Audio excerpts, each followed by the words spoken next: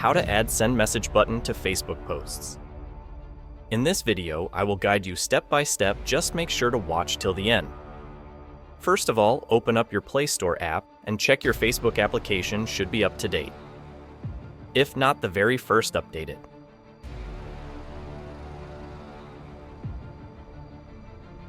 Then open Facebook application.